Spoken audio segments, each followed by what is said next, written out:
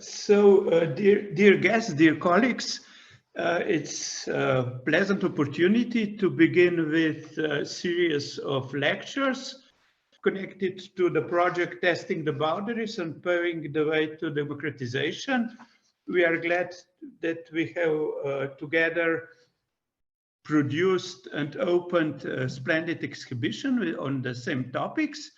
We are here in this project from Slovenia, Austria, Poland, Hungary, Lithuania, Italy, and I think today it's quite interesting connection between Italy and Slovenia when we will open some interesting questions.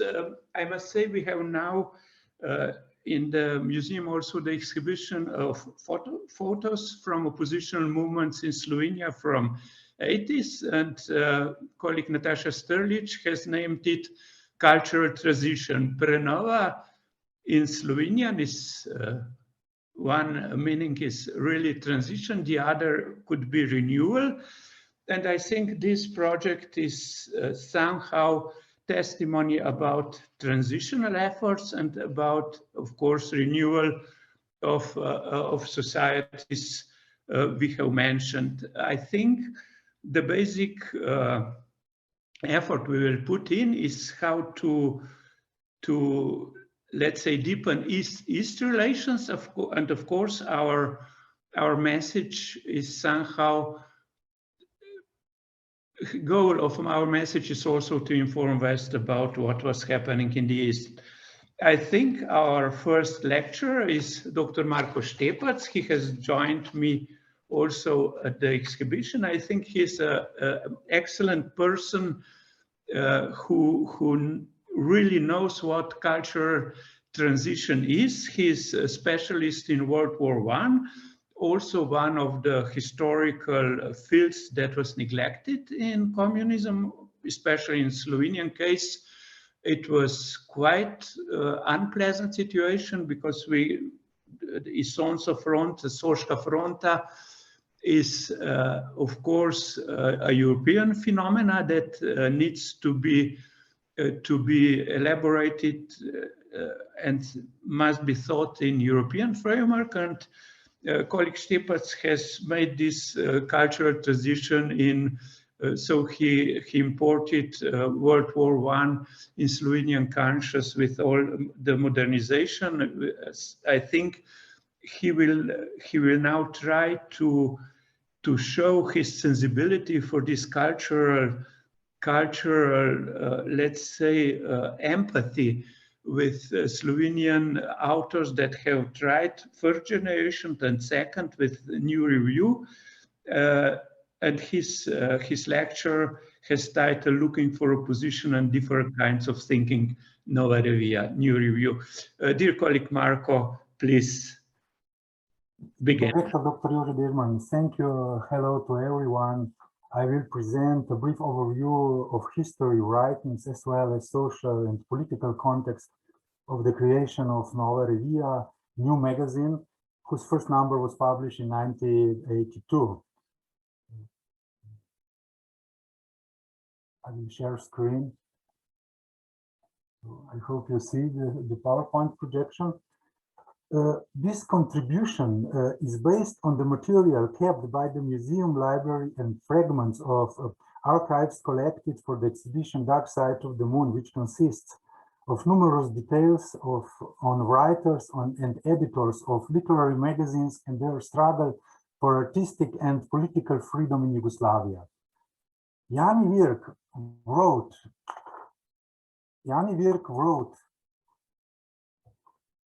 that writers are, by the way they write, usually locked in school books. They are given the status of a national monument or pushed into oblivion. Fragments of history that we deal with today are still being pushed into oblivion. In the beginning, I would like to emphasize that there are many texts dealing with individual authors, writers of literary texts, and analysis of their work. For example, a systematic collection of texts in the interpretations, collections on individual authors published by Nova Revija. Abandoned pieces of information of the surveillance of editors, writers, and editorial staff taken from the preserved so-called UDBA secret police archives can be found in the books by Igor Umerza, especially the book about Nova Revija published 7 years ago. While I was preparing this text, I missed studies of the problems of Slovene opposition that should be done by the historians. Aleš Gabrič, historian, published several texts connected with our topic in his research of cultural politics after 1945. Andrian Lah wrote about Slovene writers' fate in prison. Franz Pibernik wrote some important biographies, and Marieta Žebovc wrote about writers' lives in an encyclopedic form. And of course, some other researchers were made by comparative literature researchers on Slovene modernism and influences, which will be not included in my talk today. The reason why literary magazines were so important in Slovenia can be attributed to the fact that language was the most essential element of Slovene national identity. Before the Second World War, there were two leading magazines, Ljubljanski Zvon, Ljubljana's Bell, and Dom in Svet, Home and the World, which reflected liberal and conservative views of Slovene culture and politics. After the war and the revolution, which cut deeply into the structure of the political and cultural life, the magazines, which were financed, controlled, and later removed by the state, tried to fill in the space. Despite strict political control and self-censorship, individual literary articles tried to preserve more or less successfully the original purpose and significance of literary magazines. Nova Revija thus continued the tradition of publishing literature magazines in a completely different context of Yugoslav socialism and one-party system. In order to understand the stated processes, the 80s in the 20th century, we need to go back to the starting point, to the cut that started with the end of the Second World War and the revolution. The judicial and executive branches of power were all taken over entirely by the Communist Party. Up until 1948, political, culture, and social development followed the pattern of the Soviet Union. More than 1,900 works in total of print run of 17 million copies were translated from Russian into the languages of the Yugoslav nations, Yugoslav people, in the period from 1945 to 1948. The Soviet influence was also felt in the arts, which were dominated by socialist realism. The period was marked by mass execution of prisoners of war and also civilians, by trials against the opposition and opponents of the new regime. Agrarian reform and nationalization were carried out. The economy was organized on a centrally planned system and run according to 5-year plans. An important turning point was the famous Inform Bureau dispute with the Soviet Union in 1948, which began with Stalin's condemnation of Yugoslav policies, which were allegedly deviating from Marxist-Leninist principles and damaging the socialist bloc. The longer-term consequence of this dispute was a limited opening towards the West in all areas of public life, and the search for what was called Tito's path to socialism, or the socialism with human face, and so on. The main problem, in fact, the main problem of socialist Yugoslavia remained the same, which was the monopoly rule of the only permitted political party and the associated violation of human rights and lack of democracy. All these circumstances had a strong influence on the possibility of creating new literary magazines that can be considered as conceptual predecessor of Nova Revija. They can be traced back to the 50s. Among them, we can find magazines such as Beseda, The Word, Revija 57, and Perspective. They were starting points for different ideas and creating the opposition. Publication or prohibition provided a kind of barometer of Communist Party tolerance. From the magazines Beseda to Nova Revija, we can trace censorship and forbidden articles. The above-mentioned predecessors of Nova Revija were founded by the state or its political organization. So, of course, we cannot talk about dissidents in the classical sense of the word. However, with their texts, the authors encountered narrow boundaries of the political system.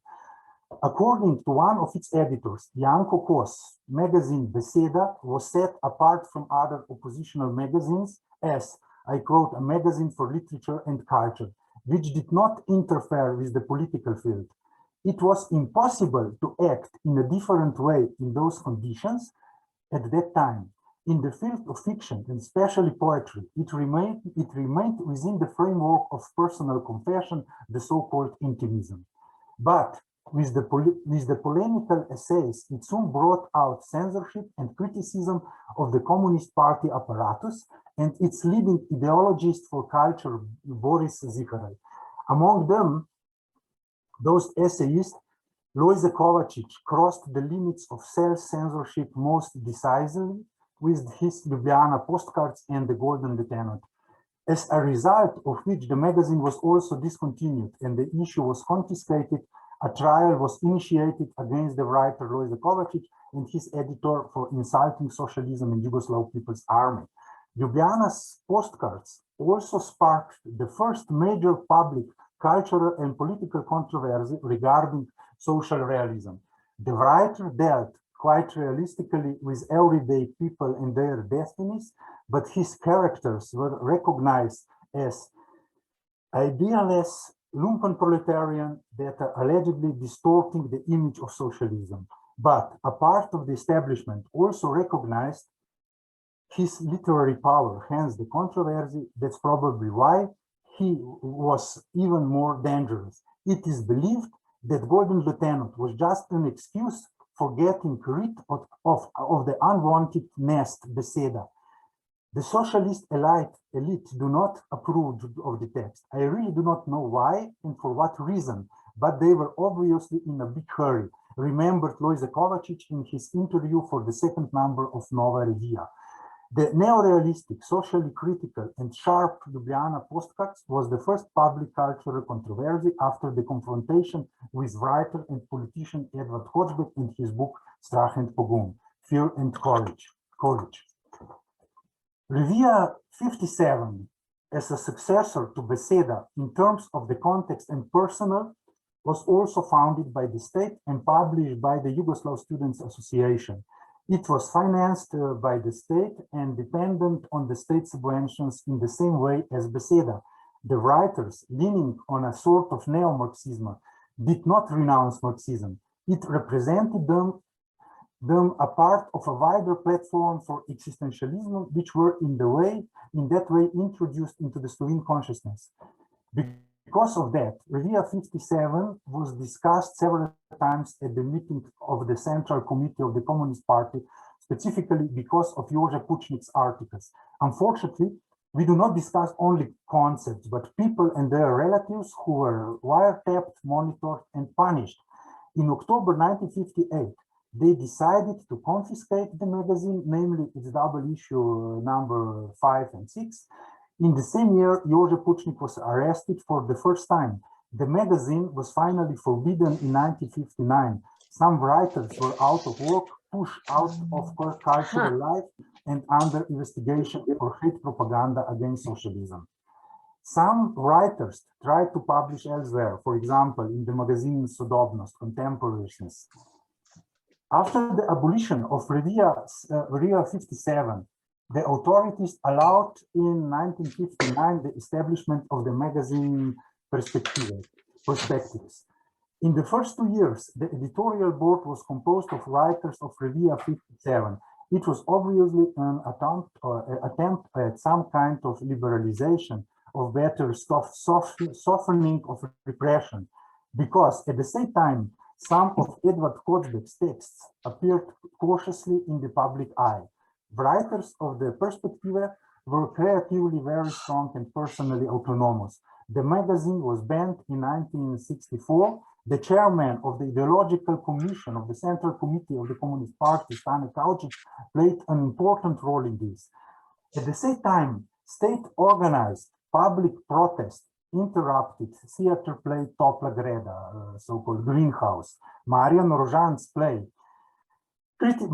criticized the party's agricultural policy. The book edition of the play was banned and printed only 25 years later.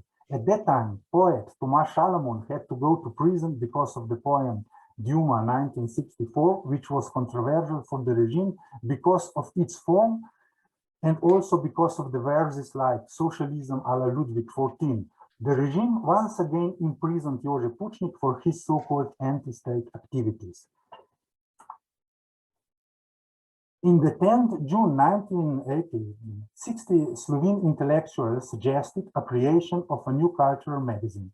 It was the time following the death of President Josip Broz Tito, the time of growing economic and social crisis with very high inflation and ethnic tensions in Kosovo. The concept of the new magazine, new would still be written with a small letter, was to become a magazine of new criteria, new distinction and differences.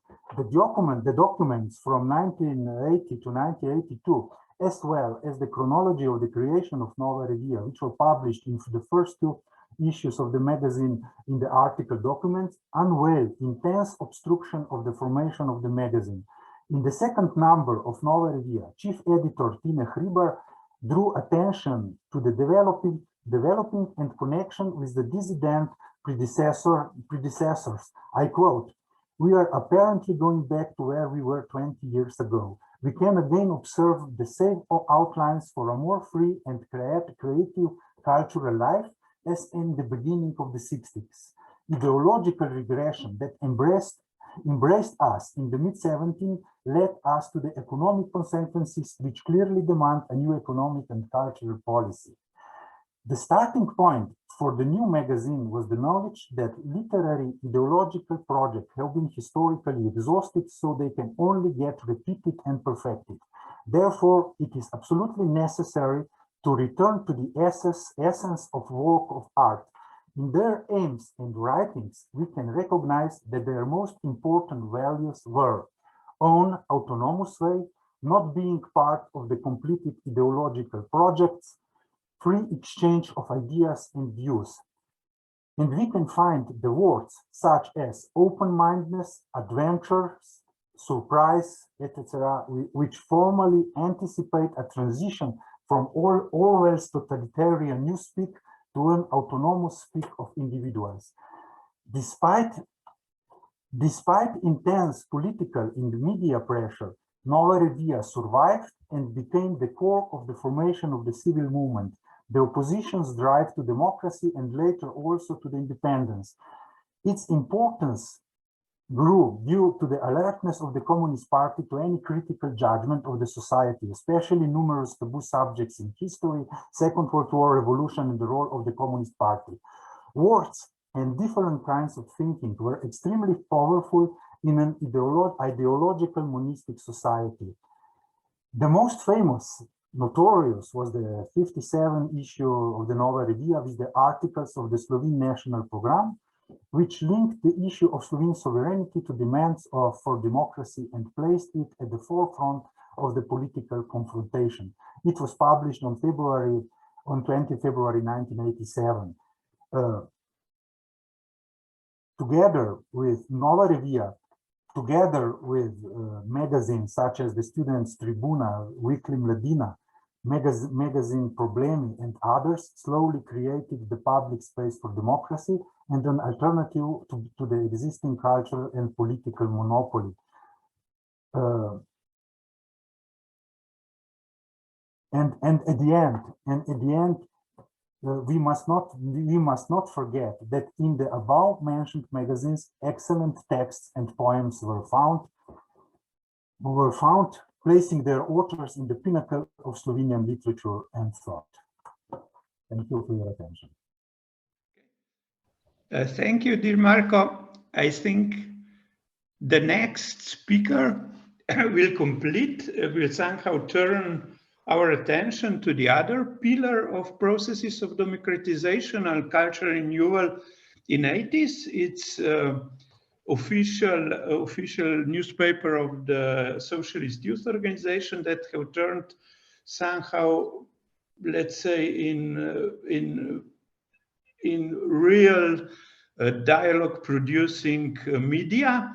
Dr. Bernard Nežmah is excellent person to testify as ex-editor of Mladina in most turbulent times, and now in Slovenian public still the voice of, let's say, I would say critical reason, active in different public debates, but especially his research field is journalism, media, and how in Slovenian history, in principle, the truth was and concealed and discovered.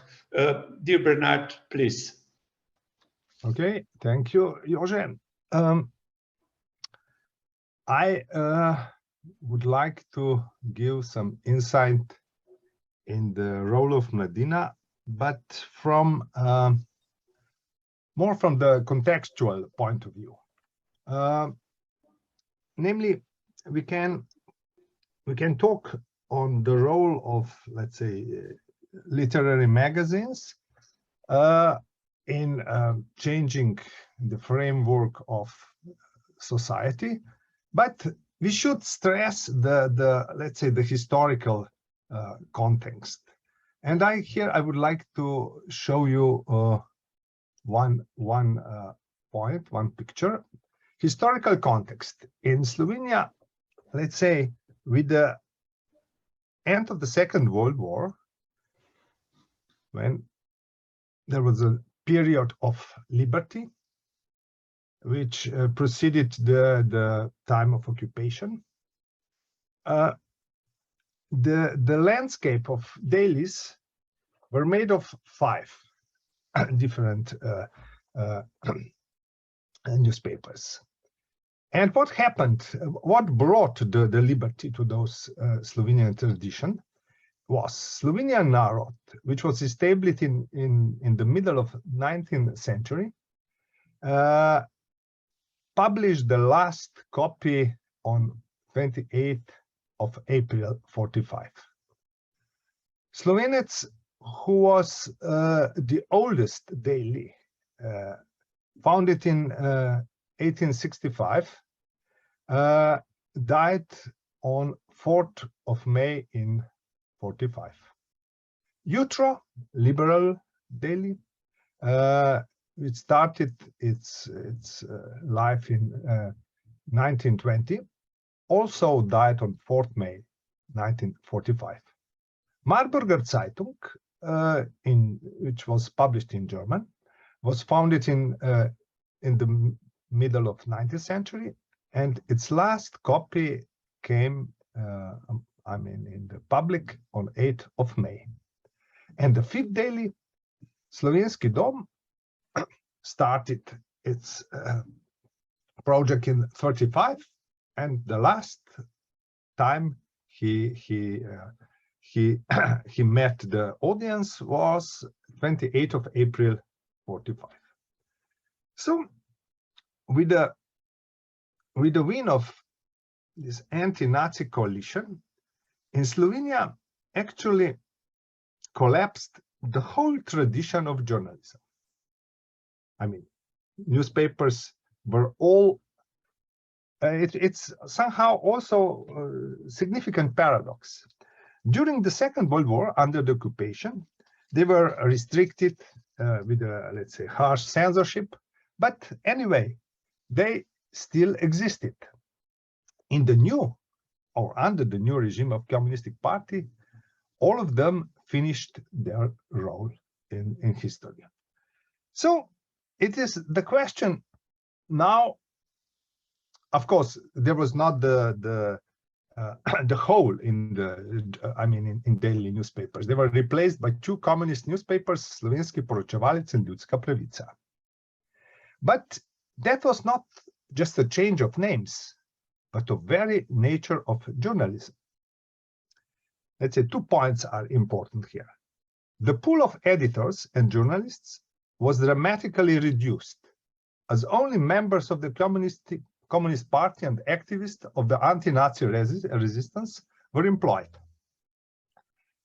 Second, editors and journalists no longer belonged to an autonomous profession, observing and reporting on events themselves, but became socio-political workers whose task was to build socialism and communism.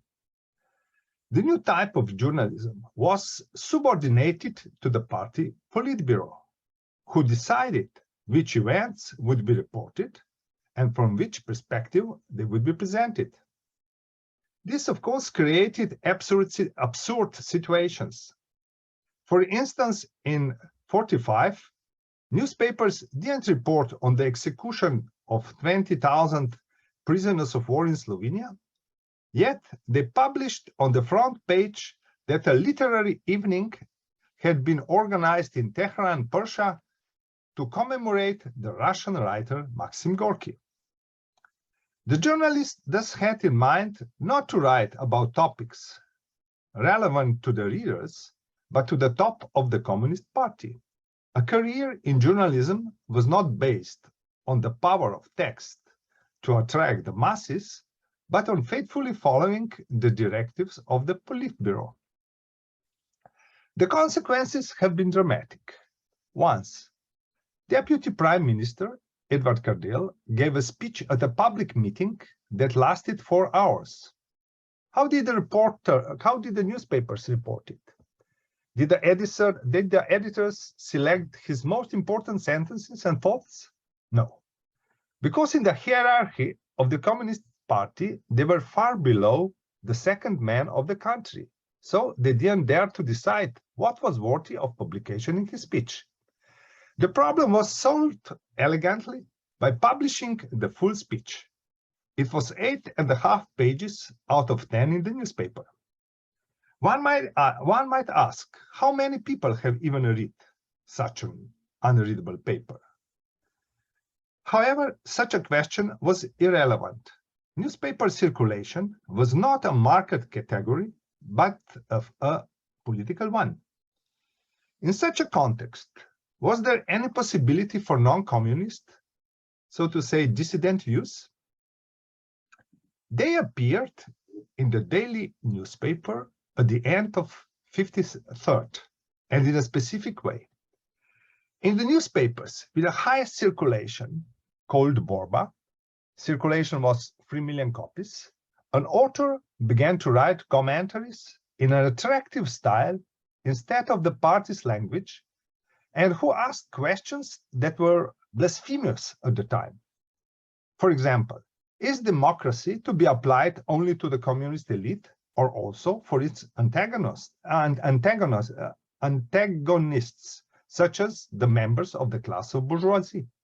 His answer was that democratic procedures must also apply to those opposed to the Communist Party.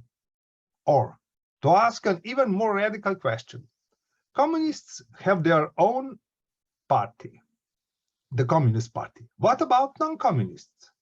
Should they have also the right to form a party? And again, the answer was yes. A complete heresy in society. How something like this could have happened? The author of the articles was Milovan Djilas, deputy minister and the speaker of the assembly, the man of the big four, Tito, Ranković, Kardel, and Djilas, who in his close circle ran the country's politics. Since they were always presenting the shared ideas in public, with no differences between them, the editors and the people believed that this was the new line of democratization of the party. That Djilas was not writing as a journalist, as an individual, but as a spokesman for the top of the state. Because President Tito was a bon vivant who did not read newspapers, this series of anti-party comments by Djilas was published for almost 2 months before Tito, together with Ranković and Kardel, took action.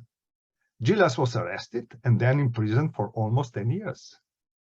Paradoxically, the only dissident in the newspapers was one of the country's leader, and it was the only one in the history of daily newspapers. The system that prevented dissidents' view from appearing in the press was underpinned by 2 principles. The first was frightening.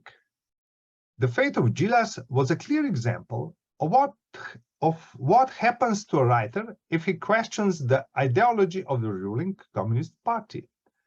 The second was rewarding. Editors and journalists who carried out the directives of the party summit were guaranteed well-remunerated careers in newspapers, in media, and were also rewarded with positions such as trade union leader, minister, and ambassador. The only media in which an unorthodox type of journalism could appear were literary magazines. The Case of Mladina, which in the second half of the 80s was considered the central Yugoslav dissident newspaper, is not an example of a dissident project where a group of writers systematically sought to extend freedom of speech. The weekly Mladina was founded in 1943 as a newsletter for young members of the Communist Party, following the Soviet model of the Komsomol. And for 4 decades, it operated in the same way as the daily newspapers, except that it was aimed at a young audience. Its turn, however, came about by mistake. In order to further simplify the control of its editors, the party top began to put the sons of party leaders in charge of the editorial staff.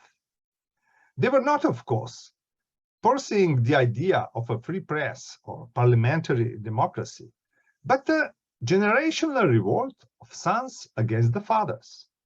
This was done by breaking with the established model that the choice of topics is not decided by the Politburo, but by the editorial board of the youth magazine. Without knowing what they were doing, they were abandoning journalism as the mouthpiece of the Politburo and pulling the strings in the direction of autonomous journalism, which autonomously decides what the newspaper's topics will be.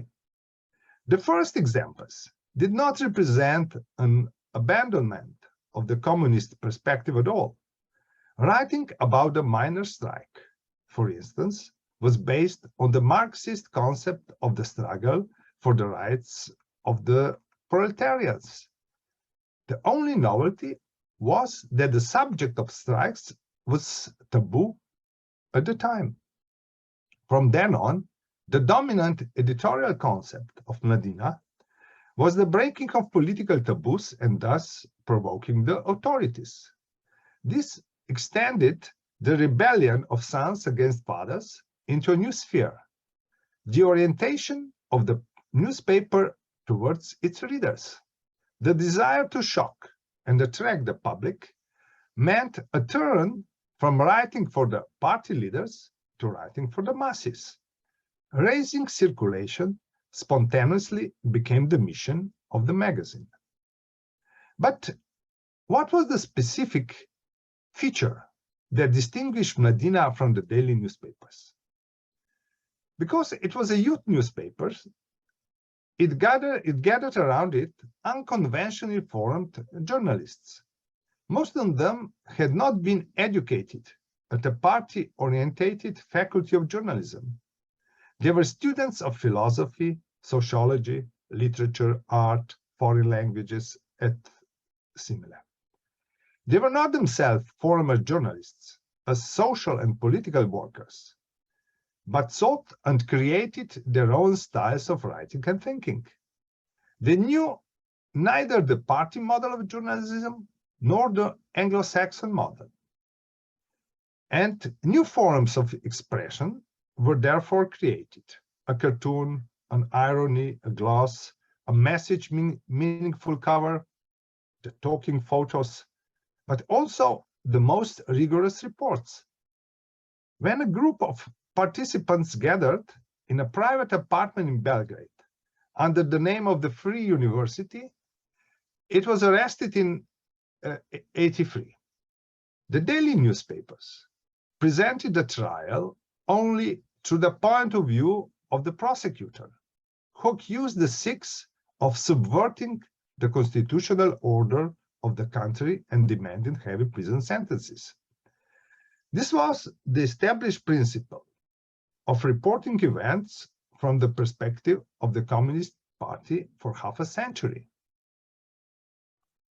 Mladina broke this tradition, sent a reporter to the trial who recorded the other side of the story, gave the floor to the lawyers for the accused and to a group of German intellectuals who, led by Nobel Prize winner Henry Böll, came to Belgrade to support the imprisoned.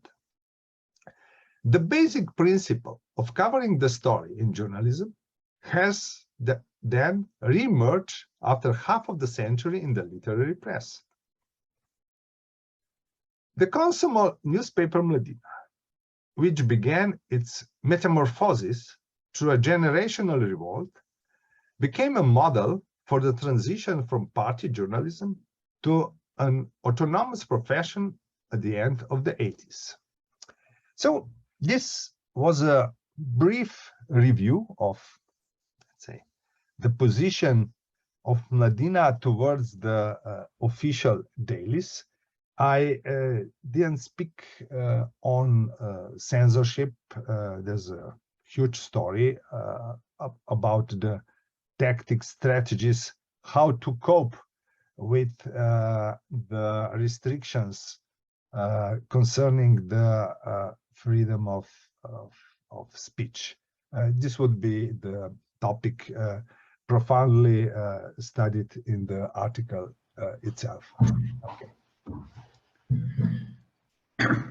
Okay, splendid. I think this introduction in next phase of the project, that will be the book, was quite interesting, intriguing. And now our next speaker is Alenka Puhar. She was also very important part of the events in 80s in Slovenia, of the part of team of Nova Revija. But otherwise, she was, let's say, somehow conscious of Slovenian memory, conscious of Slovenian journalism. She also began some groundbreaking studies with, let's say, prvotno besedilo življenja, original texts of life, history of childhood after Lloyd de Maus technology. She introduced in her nearly huge production of interventions where she really critically made nervous some let's say fans of the old Titoism, old system of maintaining revolutionary traditions, and she is doing that in great shape also today. With her text, we are moving to this Slovenian-Italian border relations to Trieste, as let's say some of the major problems of Cold War. And I would say on one level, on the Slovenian Yugoslav borders toward west, toward Austria and Italy, people were shot till the fall of the system. On the other side, in Trieste, there was Slovenian population, Slovenian refugees, Slovenian minority that has created splendid critical work facing totalitarian systems. And the leading person was our poet, let's say 110 years old when he has died. And Alenka has excellent research about him. And I think also the title of her lecture is quite suitable for these Slovenian-Italian problems, because I think there will be once, I hope we will be on both sides of the border, we can face Italian persecution of Slovenes in fascism and afterwards, and also communist or Slovenian or Croatian persecution of Italian minority in Slovenia, Croatia.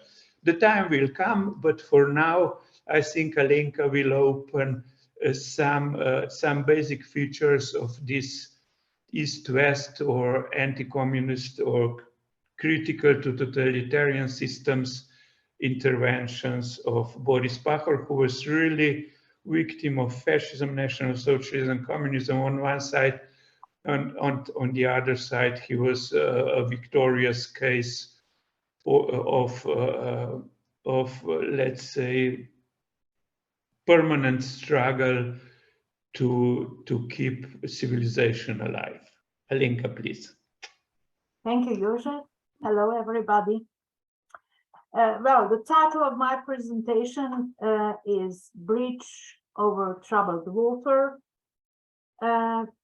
This is not meant as a compliment to Simon Garfunkel, although I wouldn't mind it, as I was quite a fan many years ago. Bridge is a bridge, and in this case, the title of the literary journal, Most, while troubled water is the Trieste Bay or Gulf, the northern part of the Adriatic Sea. In this case, the title of the second journal, Zaliv. The status of Trieste and its port was subject of long disputes and battles, so troubled spot indeed. Churchill made it famous when he offered the notion of the Iron Curtain, from Stettin in the Baltics to Trieste in the Adriatic. An Iron Curtain has descended across the continent, runs his famous statement. East of that line, communist parties are seeking everywhere to obtain totalitarian control. Quite the right place then, Trieste, over the Trieste Gulf, at the end of Iron Curtain and East-West division, to look for magazines and journals that paved the way towards democracy. Both journals, Most and Zaliv, were published for about 25 years, not in Italian, but in Slovenian language, as Trieste and Gorizia, plus the surrounding countryside, were incorporated into Italy after World War II, with a significant Slovenian minority cut off from the majority living in Slovenia or Yugoslavia. The journals were created by two groups of intellectuals, one, the Most group, quite young and modernist-oriented, while Zaliv was in some ways more traditional. It was started by a middle-aged Boris Pahor, who died recently at the age of almost 109. The dividing line in this region was not just the state border after 45, it was 45 into Iron Curtain, quite difficult to cross for many years. Not as magnificent as the Berlin Wall, but strong enough. What does the ambition of totalitarian control mean? It means that there were significant differences in a vast number of fields and rules on press freedom, freedom of speech, freedom to organize and participate in various activities of political character. Whereas in Slovenia, it was very complicated, almost impossible to start a journal. One needed official support of an organization and the adherence to the editorial concept, which was regularly controlled. The process was quite simple in Italy. One had to apply for the court registration, and the court only demanded was for the applicant to be a member of journalist society, to be a professional. Many different magazines and newspapers therefore appeared in Trieste in Slovenian language, most of them short-lived, as there was never sufficient financial support. This, of course, was true of the publications not approved and therefore not supported by the authorities in Slovenia. At the same time, quite generous support was available for the publications that stayed in line, meaning unconditional support for the party line in Yugoslavia. Most Enzaliv, starting in 1964 and 66, survived for about a quarter of a century and remained independent. They were not allowed to enter Slovenia freely, as everything published abroad was subjected to rigorous control before the permit was issued. A rather mysterious trading company was in charge of these commercial activities, Adit, run by secret police. This meant important disadvantage. Reading public within Slovenian minority was small. A few copies were sold to emigrants all over the world. But the most important reading public in Slovenia was almost unavailable. It could only be reached with some risk. Most Enzaliv could be found from time to time among very few, silently passed from hand to hand. Anyhow, special teams working within the Ministry of Interior were combing through all the papers and magazines from foreign countries, looking for dangerous, controversial articles. Of course, they knew from long experience that Burda and Grazia could be trusted. That's ladies' fashion magazines.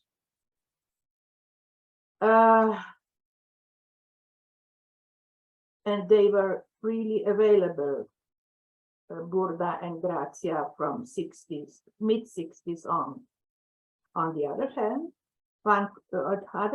one could never be sure what paths Frankfurter Allgemeine Zeitung or Der Spiegel or Zürcher Zeitung or Time and Die Presse or so on and on will publish. And one was quite sure that most Enzaliv had to be read carefully. The newsstands in Yugoslavia were quite colorful from mid-60s on, meaning after 2 decades of communist rule. During the summer period, with tourists in mind, they would pay special attention to papers and magazines all over Western Europe. But they never saw them if something unfriendly was found in their content. And they never saw the journals and papers in Slovenian or Serbo-Croat language published by the emigrants or zamejci, meaning members of national minorities in the neighboring countries. These were only occasionally available in some specialized bookshops. Both magazines, most Enzaliv, followed the traditional concept. Some poetry, some prose, reviews of literary works, art criticism, and articles on current events, with a strong interest in the most controversial issues, including recent history. Fiction was never particularly suspicious. Its sensitive part was more author's personal status than art itself.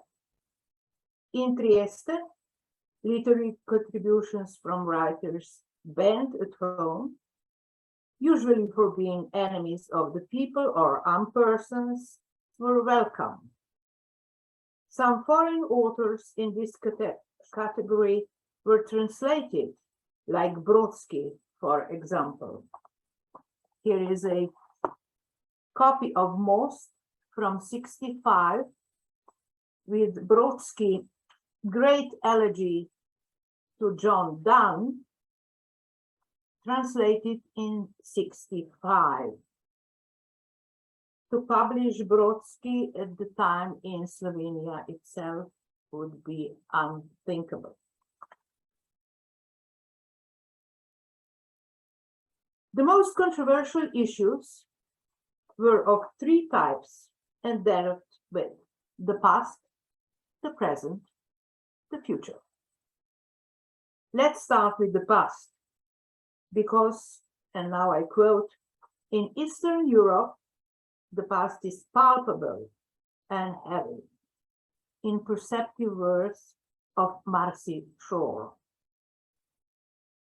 an American historian. The past is also merciless, she continues. By history's caprice, here the Second World War and communism were inseparable historical traumas, one bleeding into the other, as Nazi power gave way to Soviet domination.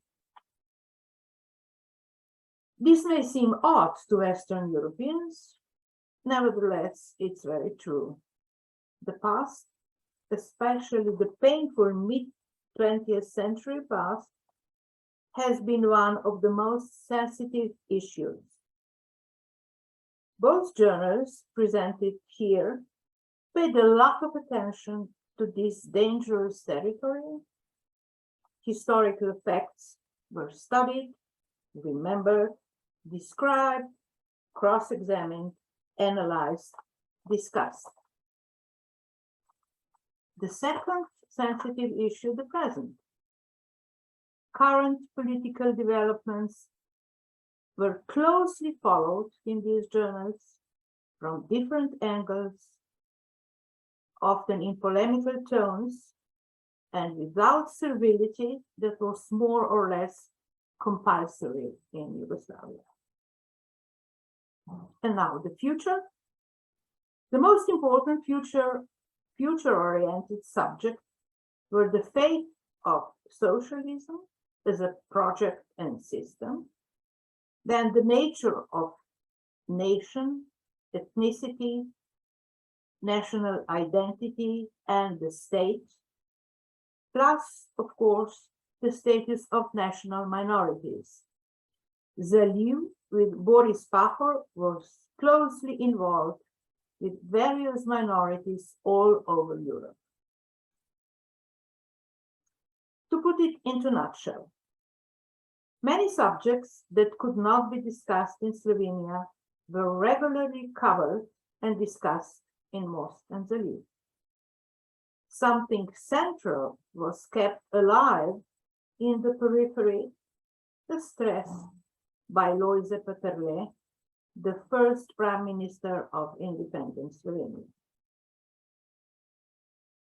There were three cases of court interventions towards the citizens of Yugoslavia, of course, as it was impossible to punish the publishers and authors with Italian citizenship. They were usually punished in a different way.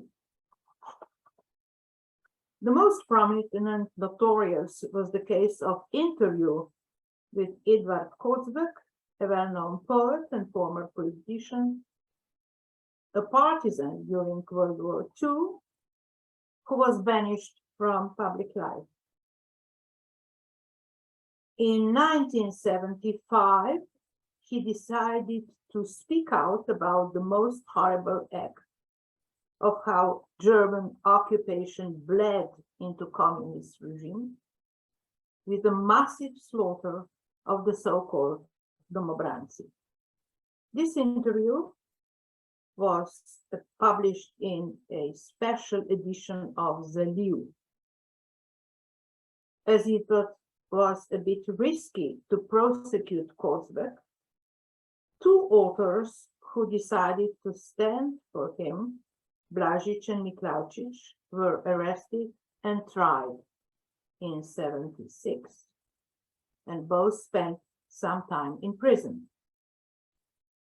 To sum up, the publication from Trieste, created by two small groups of Slovenes living abroad as members of traditional national minority, as well as emigrants, kept alive the idea that different opinions are natural, should be allowed and expressed.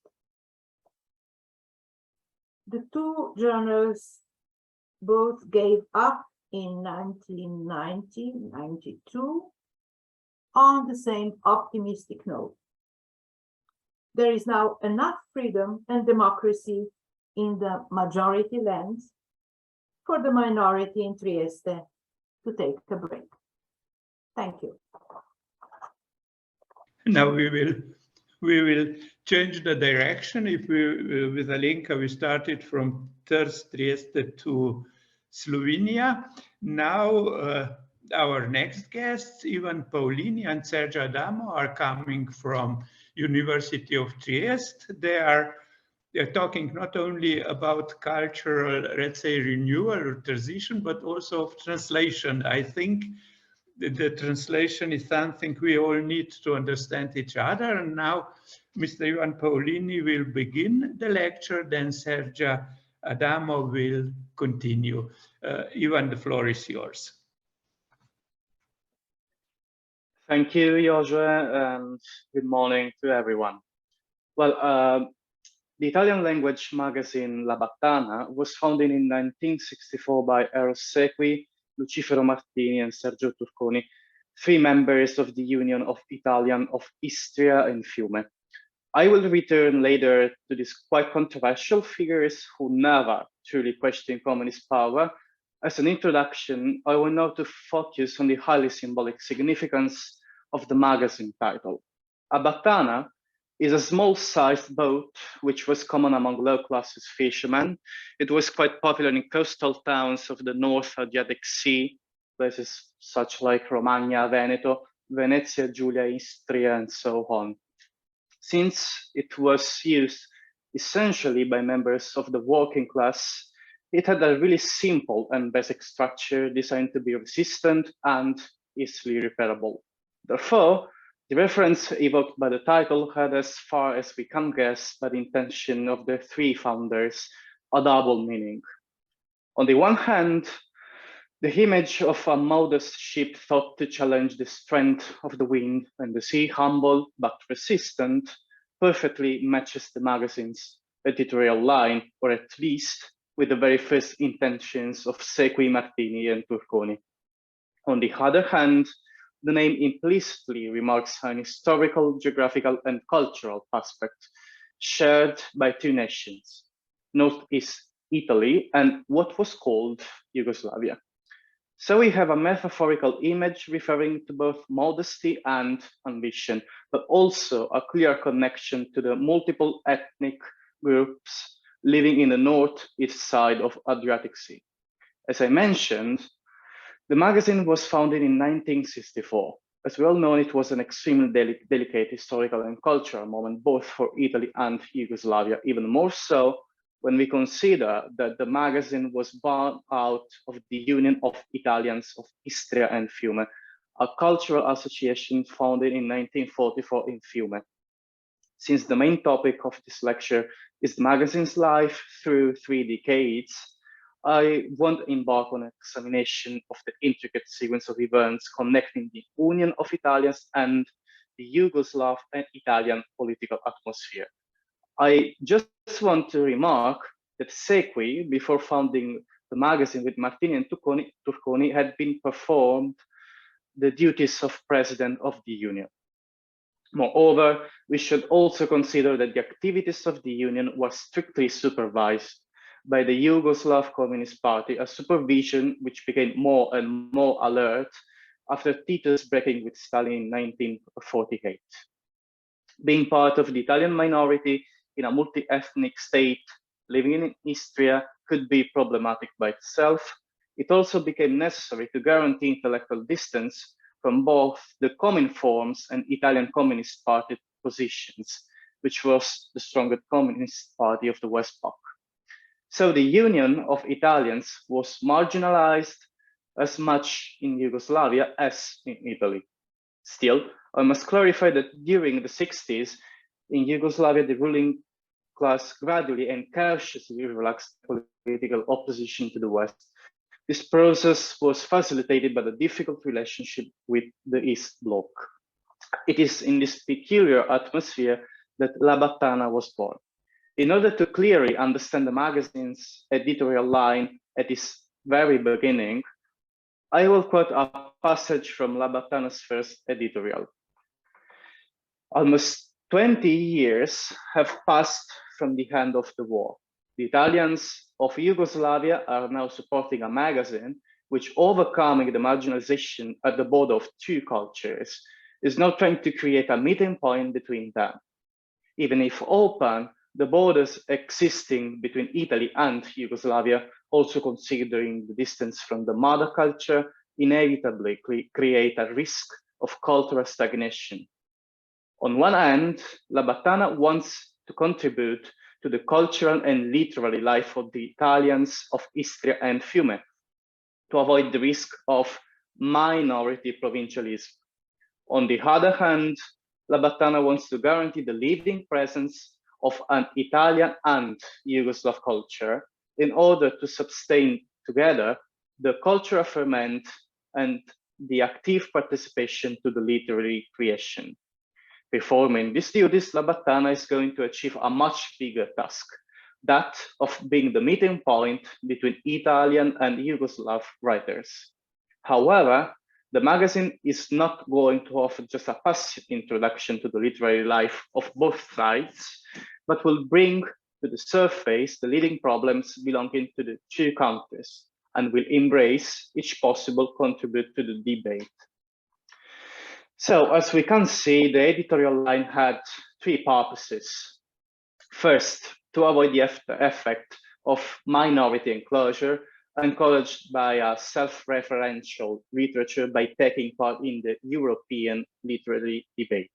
Second, to sustain emerging artists, both Italian and Yugoslav, encouraging the debate on the renewal of aesthetic forms. Third, to have the Italian minority play a role of cultural mediation, but also to engage with the different artistic trends which were going through a rapid evolution within that historical context.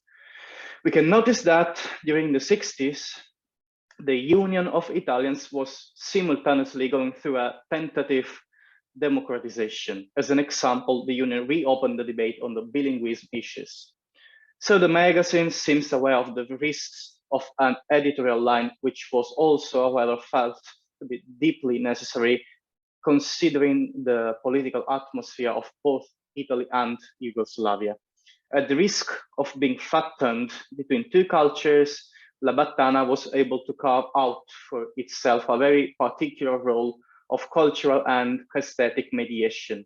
Not by chance, the magazine had assumed a strongly multidisciplinary identity since the first issues. In the table of contents, we find poets belonging to the Italian community at the beginning of their careers, critical essays about Umberto Saba's late writings, a review of the Yugoslav pavilion at Biennale di Venezia, a critical reading of Gramsci, and moreover, we also find reproduction of works by Accardi, Pomodoro, and Bieniek. In the following issues, many sections were also devoted to cinema, which later resulted in monothematic numbers dedicated to new forms and representative technique in Italian and Yugoslav independent cinema. So, the following issues reinforced and consolidated the editorial line. It was quite common to find in the magazine literary and artistic works of debuting talents next to works of well-established artists belonging both to Italy and Yugoslavia. Almost every issue included critical essays about aesthetic issues. I will only mention, as an example, the names of Italo Calvino, Franco Fortini, Mario Luzzi, and Gillo Dorfles, recording more and more in the history of the publication. In this sense, I think it is important to remark the large space dedicated to the neo-avant-garde scene. During the following 20 years of publication, The debate involving the renovation of aesthetic forms played a key role in the magazine's pages. Italian collectives such as Gruppo 70 and Gruppo 63, involving names such as Lucia Marcucci, Nanni Balestrini, and Elio Paglierani, advocated for cultural, political, and aesthetic change in a way I can say matched the Yugoslav experimentalism. I can just mention the Slovenian group OHO. As we can see, avoiding marginalization and provincialism meant taking part in a very intense aesthetic debate, which was occurring in Italy and Yugoslavia. This was largely the result of the radically innovative ideas of the neo-avant-garde. Debating these issues meant to put in discussion the role played by aesthetic forms in social and political life. You can doubtlessly say that the investigation conducted by La Battana involved the relationship between culture, aesthetics, and politics. In this way, theoretical engagement took the shape of annual congresses organized by the magazine directors in Abbazia and later in Portorose. Some of the most preeminent intellectuals of the Italian panorama were invited to take part to the debate, including Cesare Segre, Maria Corti, Umberto Eco, Andrea Zanzotto, and so on. I believe that the theme regarding the first Congress, 1965, is really relevant. Literature today, possibility of engagement, industrial society, and expressive techniques.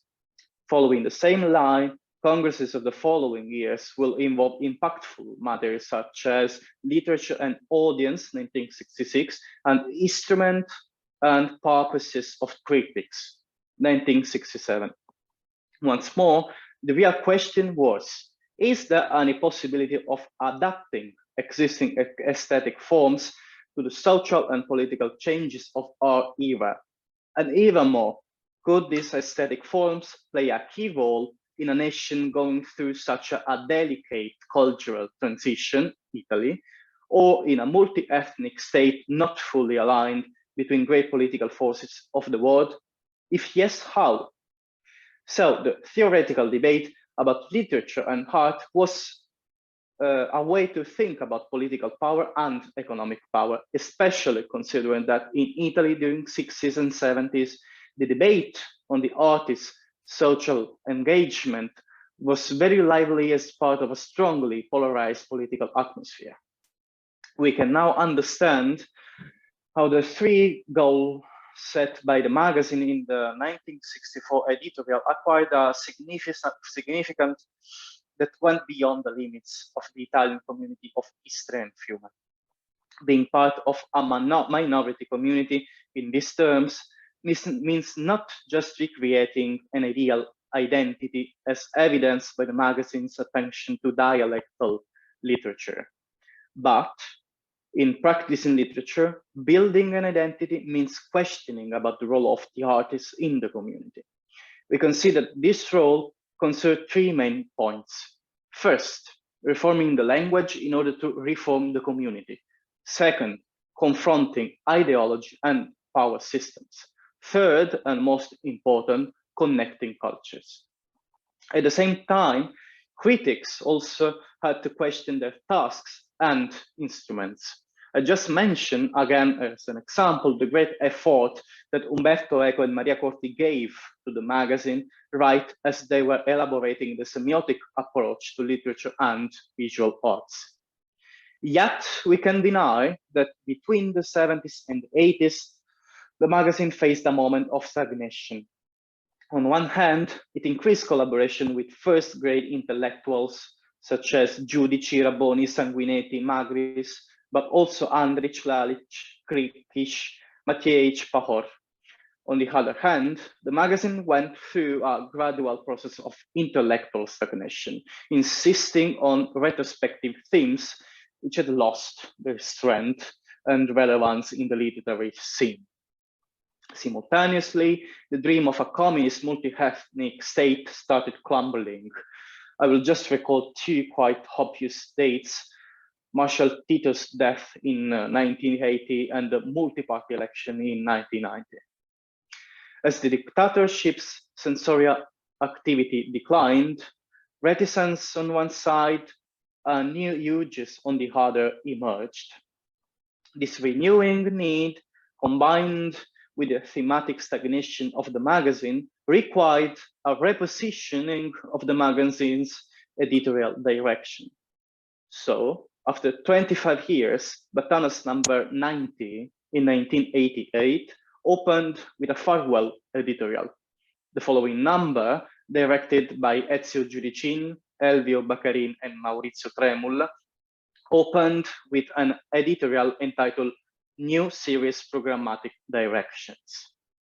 This new chapter of Battana's history opens with an honest report of the previous activities. The new editorial office is, in fact, insisting on three key concepts. The first is continuity with the past.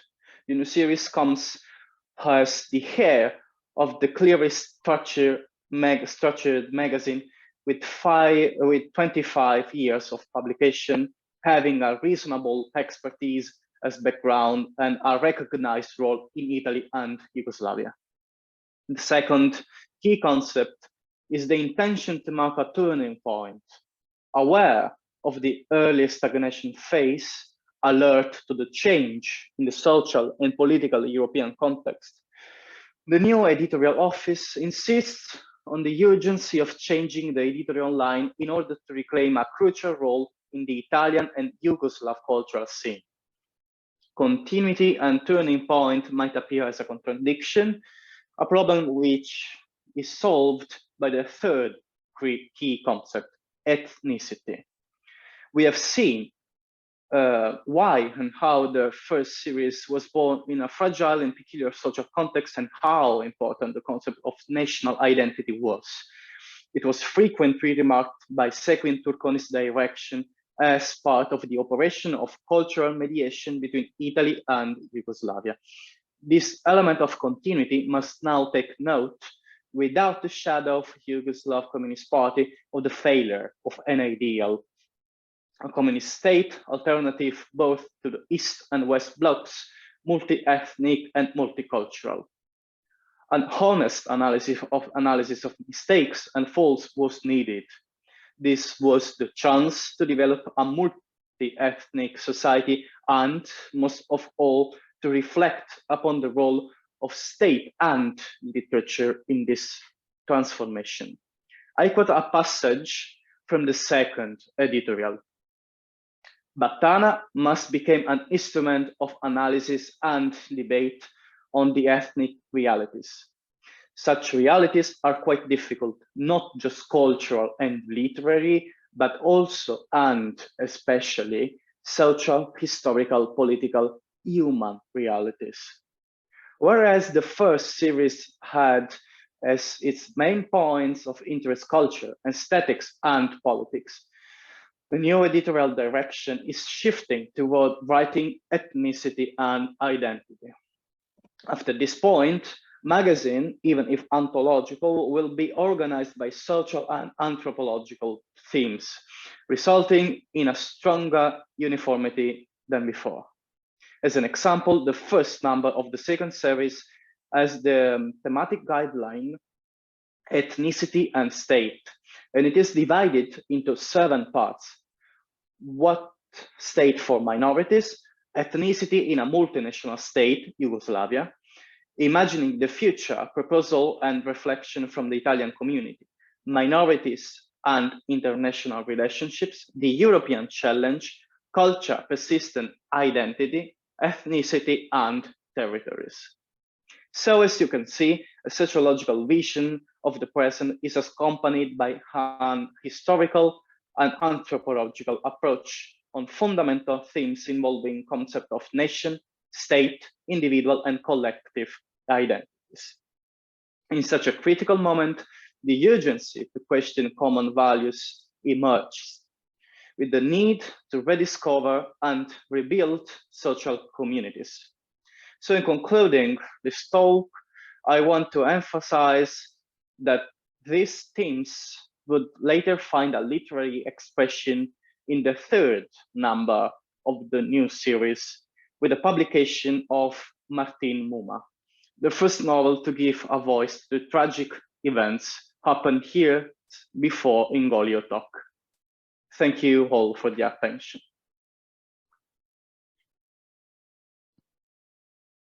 I will, if I may. Sergio, just a second, please. Yes. I would like to say that the audience has opportunity to put questions after the Sergio's lecture.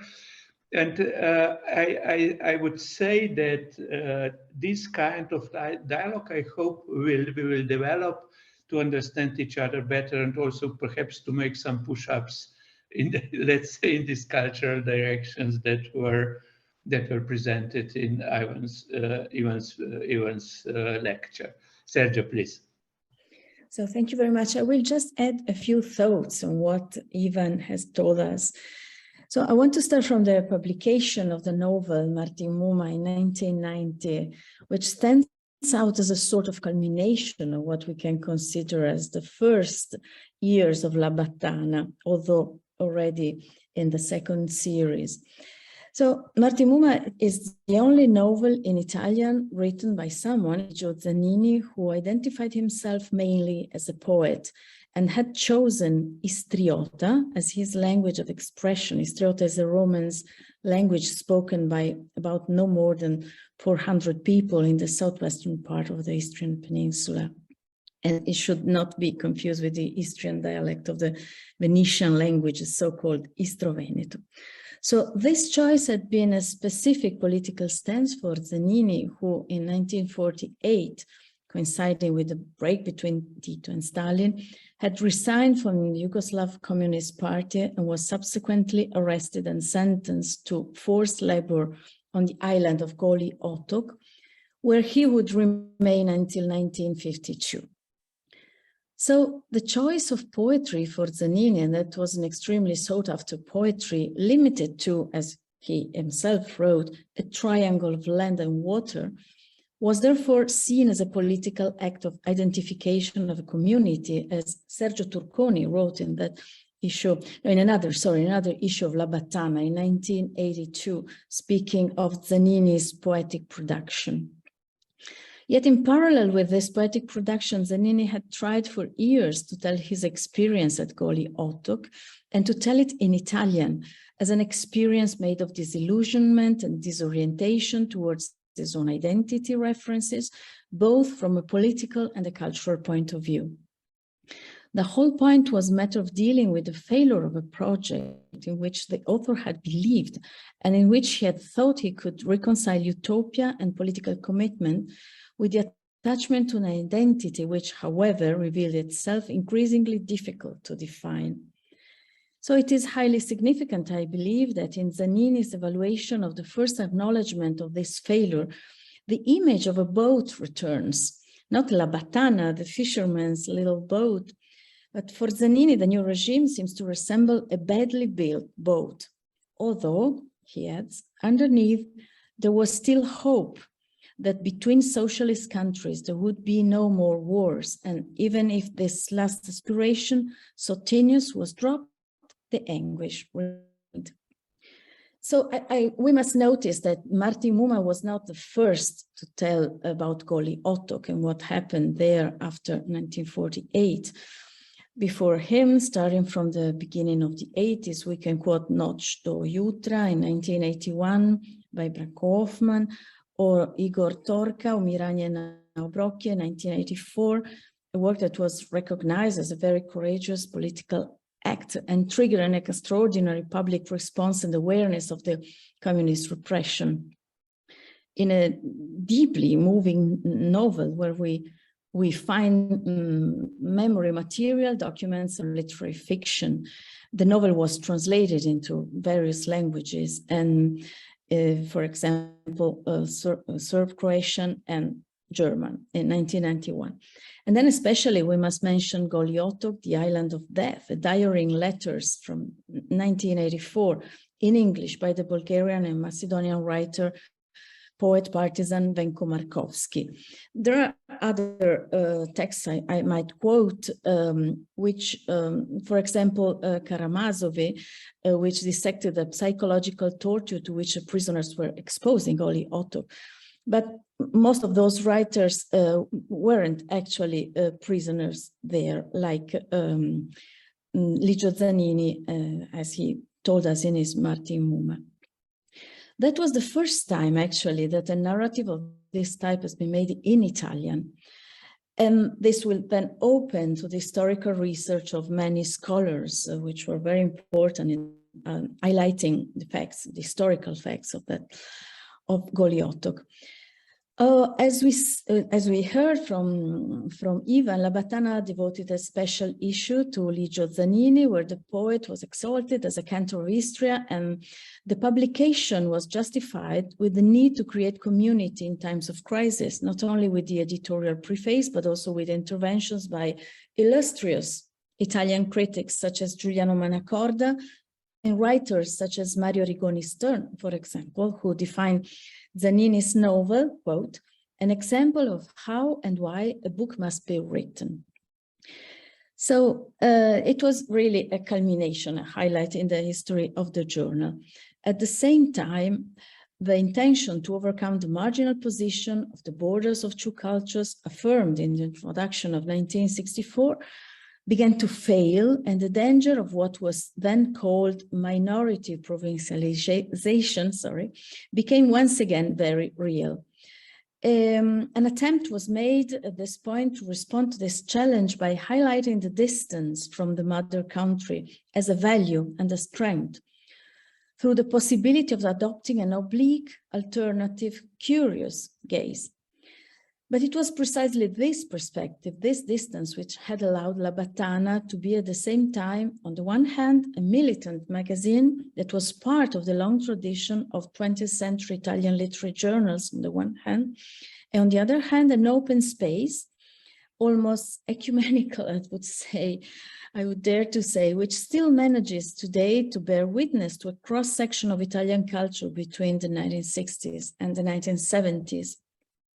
As for the first aspect, the Italian tradition of literary magazines that began in the early 20th century with journals such as La Voce, La Ronda, Solaria, to name just a few of the most important titles, and then continued after Second World War with the Menabò, Ficina, Nuovi Argomenti, up to Linea d'Ombra, for example, in the 80s and the 90s.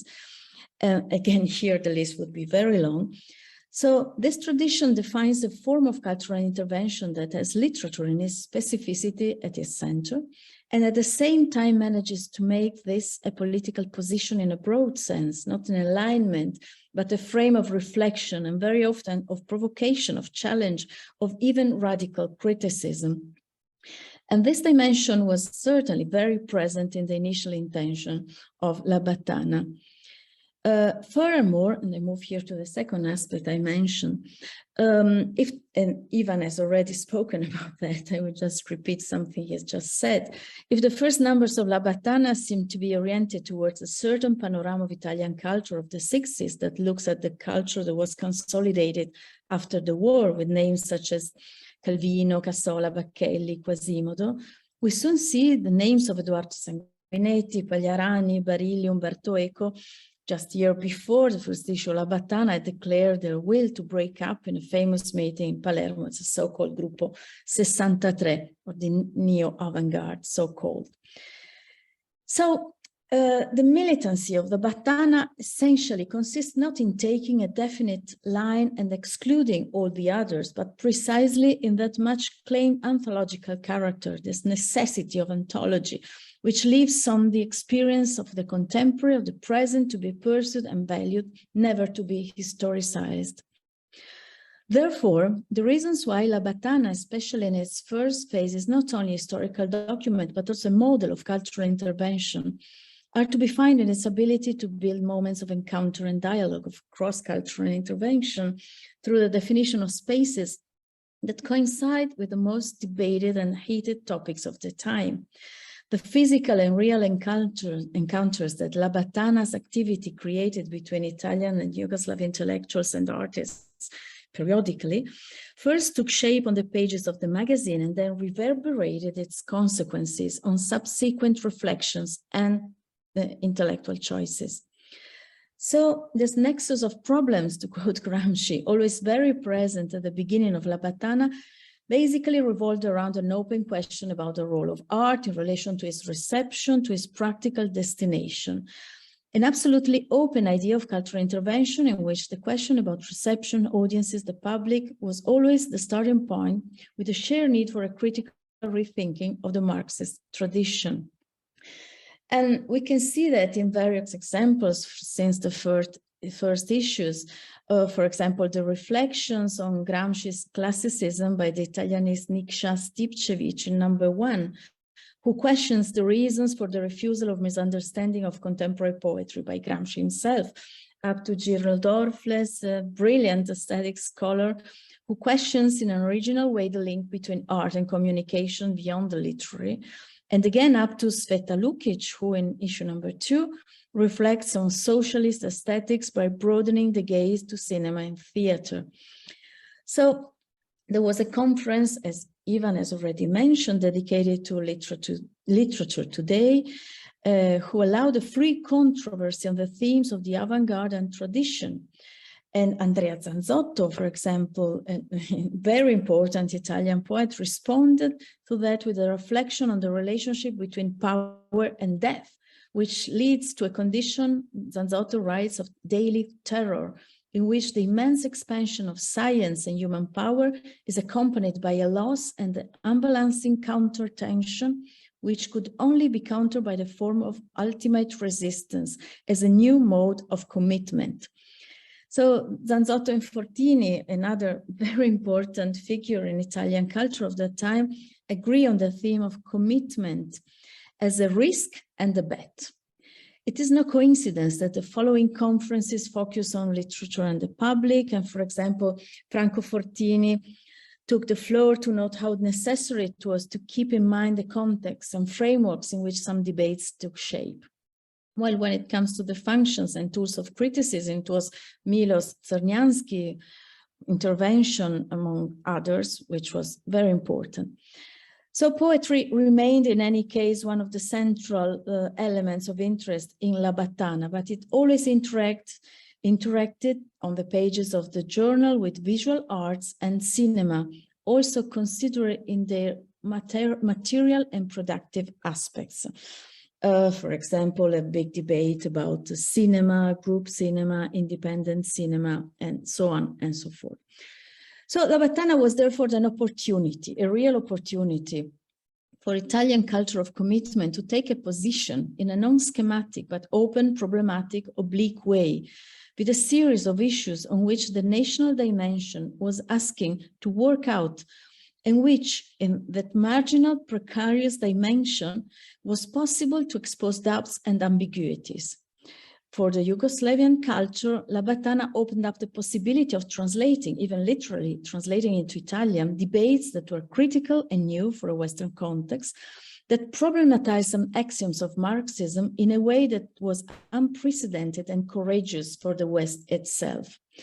So to conclude, I would define that experience as already said, as the bet and the risk, something that happened from the margins, a way of living all the contradictions that still speaks to us and whose legacy demands to be rediscovered.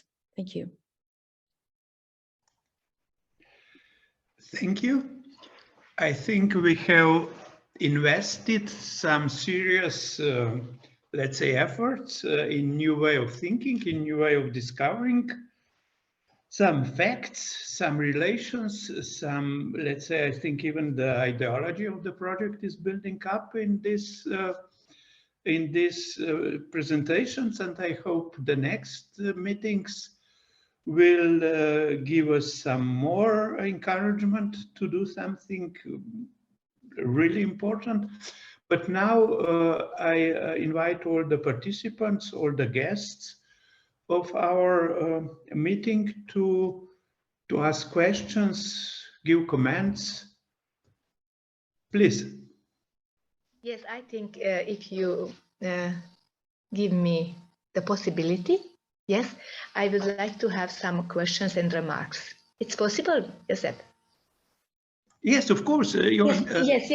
Thank you very much. Ortman is also author of the project, and I think she has proposed some these cross-border relations. Please, yes, thank you very much. I'm from University of Trieste, and I am very happy that hearing all these lectures, I think now I am most convinced than ever that we need to have this project and we need to continue also.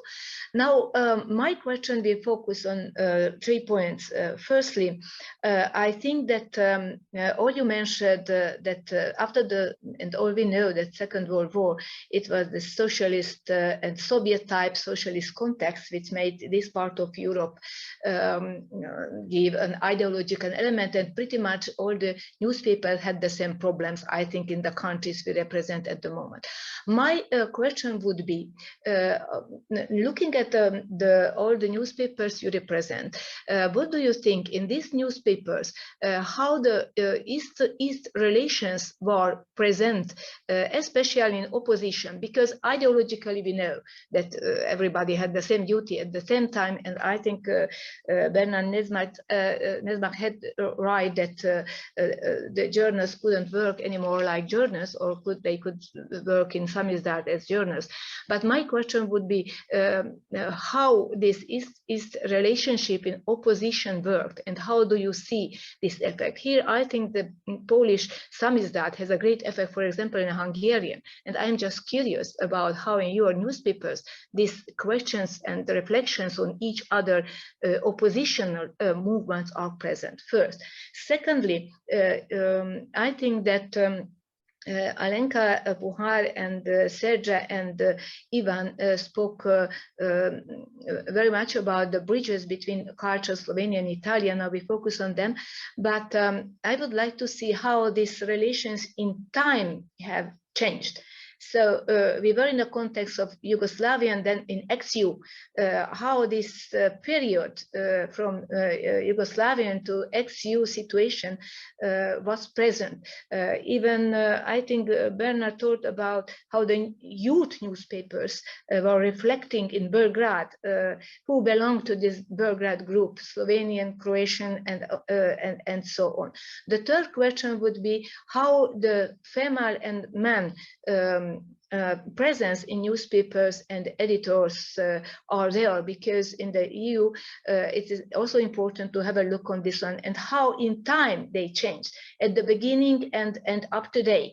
I already made a research, and I see that Ljubljana had from 2000 a lot of female editors. By the other newspapers, I found only by the samizdat female participant more and editors. So I am just curious about. I know that we cannot answer every question, but it is our focus doing this research. Thank you very much. Yes, I think Bernard, you were mentioned.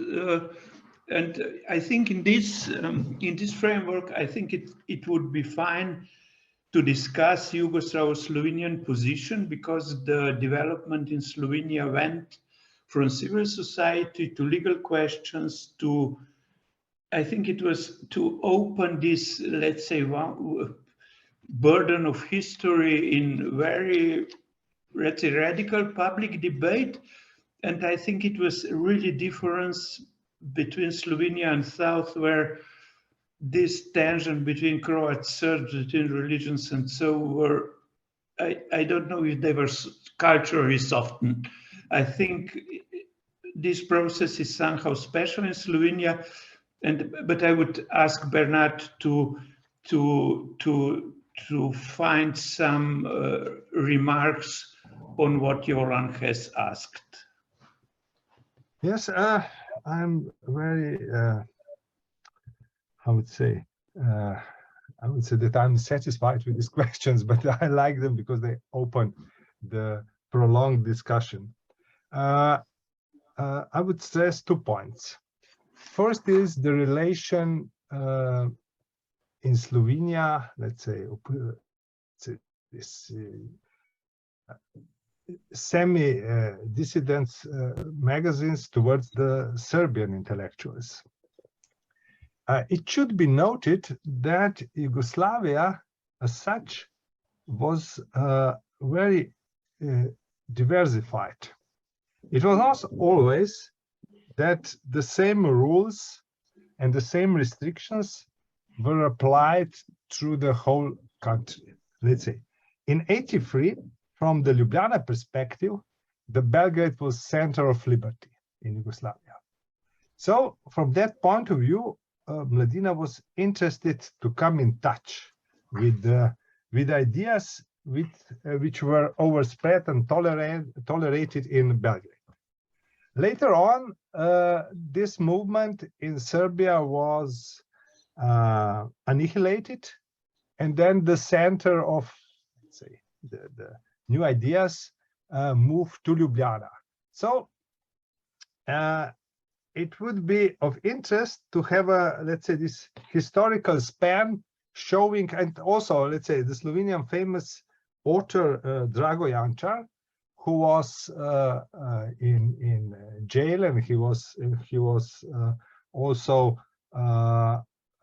excluded from the writing society. He could publish something or have some theater pieces in Serbia in the same time. So that was not completely uniform. But much more important question is this relation between Yugoslavia and East Europe. There was a trick done by Tito regime. He presented himself always as the most democratic leader in Europe. So let's say in the 56th in Budapest, he started with supporting János, not János, Imre Nagy. But then he made a deal with Khrushchev to suppress the revolution. It was similar in '68 in Prague. So, and then in '70 in Poland, and before in '56 in Poland. So the, let's say, picture we got in mass media, I must say for myself also, it was that East Europe was considered as underdeveloped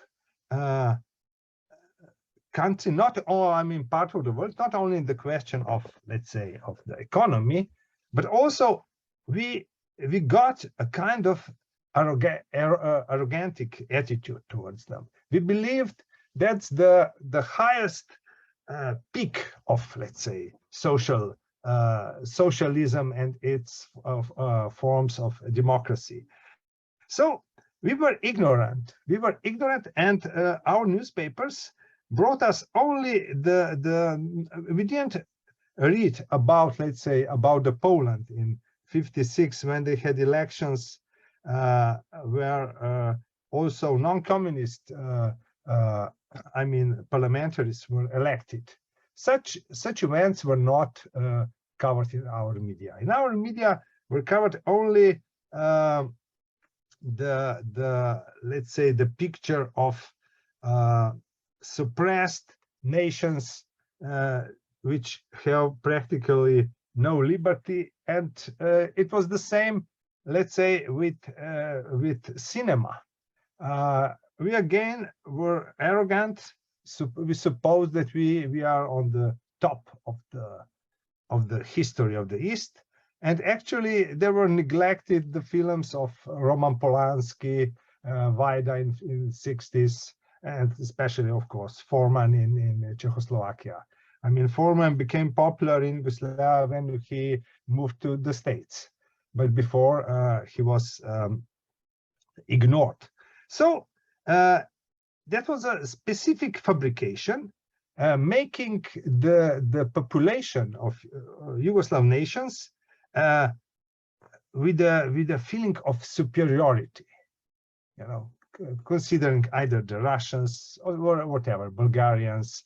And instead of coming in touch let's say our colleagues in those countries, instead of make a discussion how to oppose the let's say the communistic regimes, we were atomized, not knowing what our potential let's say collaborators could give us. And from this point of view, it would be also of interest to see what's happening nowadays. If we can share our, let's say, views, our ways of transition, our mimicry of, let's say, nouveau class, and also for these purposes, I never have in mind that there were special funds available for, let's say, scholars to join or to meet. So I'm actually very glad that you opened this question.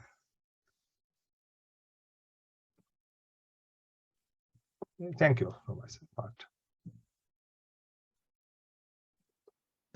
Just to add a remark, I think this special Yugoslav situation is somehow has somehow risen that in principle we are dealing with two iron curtains, one toward west from 45 and one toward east from 48. And if before the war or with the birth of Slovenian national consciousness and so on, this Slavic alliance was quite important. After the 48, nearly real cultural connections between these nations were practically dead. So it is a basic question for all of us. How are we dealing with it?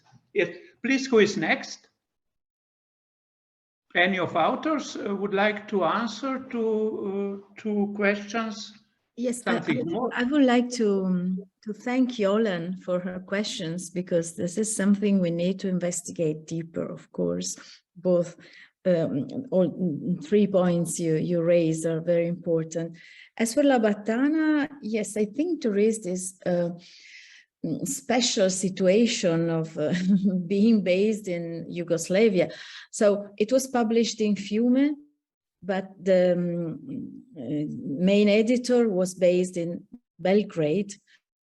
He was a professor of Italian at Belgrade. So we just managed to locate his archive, his personal archive, thanks to a colleague, Maria Mitrovic, whom I would like to thank for that. So we are eager to see what we can find in terms of relations and building links, intellectual connections, and so on and so forth. But of course, the Italian minority was present in what is now Slovenia and Croatia. So it is very difficult to define, I mean, a single identity to put in relation with other Eastern European identities. My impression is that the journal is really oriented towards Italian culture, the main, so that there was, there was some attention to other cultural interesting topics that were taking place in other Eastern European countries, but also through the lens of Italian culture. I don't know, this is an impression I have to investigate. We, even, I don't know if Ivan agrees, but Ivan and I have to investigate deeper into that. As regards the changes, the development, we tried to say something about that, even explain this point. We see a first moment of the journal where there was actually an attempt to build a cultural community which was not identitarian at all, which was more based on the sharing of a critical Marxism, I would say. And then we can see the emergence of the topic of identity, of national identity, of the identity of the Italian community, which takes then the first stage in 1990, I think, with the publication of Martin Muma, which is at the same time a very critical moment towards the the regimes, as I try to explain. But yeah, and then I want to say something about the fact that we decided to stop there, because actually we think that the journal, the magazine, became something else later. That this idea of the affirmation of an identity, of a national identity, became the main topic, the main interest, and left apart all those contradictions and risks and ambiguities which I was trying to talk about in my talk, which I still find very, very interesting for both parts and for the idea of a literary magazine in general. As for the third point, of course, it is very important. I mean, Labatana reflects at the beginning a very male-dominated culture. For example, in Gruppo 63, I think there were a couple of women, not more, and the editorial board was totally male-dominated in the first two series. Notwithstanding that, though, we find a lot of important names, especially in visual arts, for example, Carla Cardi. So the authors and the names present in the journal are much more interesting. I think they paint a picture, much more interesting picture, which is, I would say, further with regard to Italian culture, which was at that time really had left really little space for women and female or feminist point of view. I think, Alenka. I forgot to unmute myself. Yes. Can I say that Alenka is with this, let's say, oppositional currents all the time? And I would say also when we see the photographs of Slovenian oppositional movements that are in principle males, sometimes very drunk, sometimes less drunk, but it would be fine to see some insider how she thinks about this this process of feminization, because there were gay and lesbian movements that also entered Slovenian society in the 80s. Can I offer an answer on a very different type? I was intrigued by your question number 2. I'll offer some information first and then ask my own question. The journal Most, the Bridge, published in Trieste,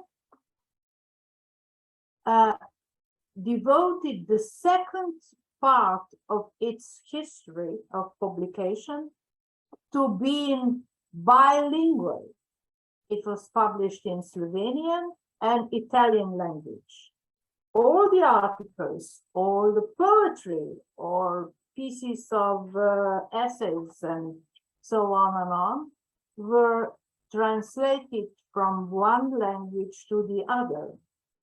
And this was their ambition from the very beginning. It started with the idea of bridge as a bridge between various types of Slovenes living in Yugoslavia, living as national minorities in Italy and Austria, and then displaced persons from all over the world. But then they moved on to the decision to bridge the difference, the cultural relationship in Trieste between Slovenes and Italians. And that's what they did from 1972 until the very end, which was in 1992. So it is quite an important ambition. There are not many Italian authors, but there was a small devoted group. I can only now remember one name, is Gino Brazzaduro. And I would like to ask Sergia if you are aware of it. Is there any study published on it? Last year, at this time in autumn, I organized a symposium on Most and the Liu. This is the book that came out afterwards. And there was a paper by Loredana Umek who was devoted to this very issue. Thank you. Yeah, Sergio, would you like to say something? Yes, thank you very much, Alenka. I think that it was Vesna's idea to make a comparison, to put our objects of study on the same space and try to. I think that is very important, actually, because it has never been done. Nobody has ever thought of these two words as something that could be seen in a parallel, in comparison. So I think it is really very important that we have this kind of dialogue. On the one hand, a journal published in Italian on the other side of the Iron Curtain. On the other hand, a journal published in Slovenian and Italian in Trieste. So I think that even the panel we managed to put together, again, thanks to Vesna's idea, it's something, it's already an achievement. It's a starting point for our dialogue, to see the similarities, which have always been seen as some differences, but now we can start to see things from another perspective. And thanks also to the project, because it is this framework that gives us this opportunity. Right. Thank you. As colleague Štepec has mentioned, the project is also somehow push up for thinking opposition in Slovenian framework.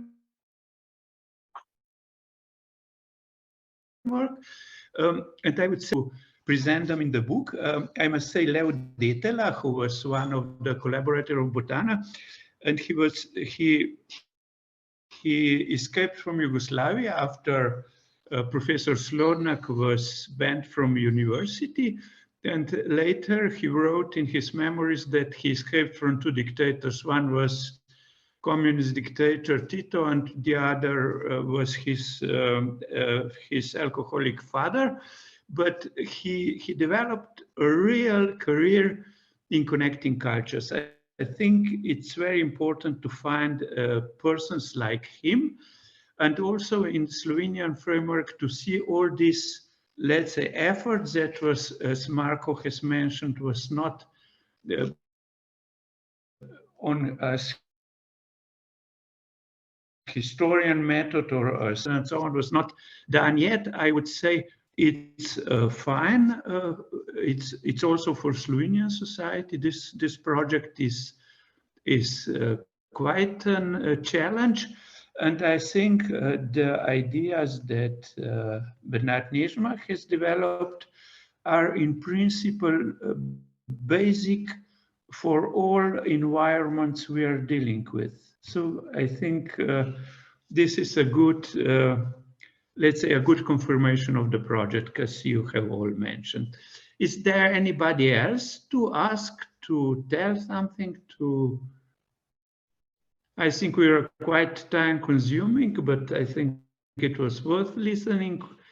It was worth being together.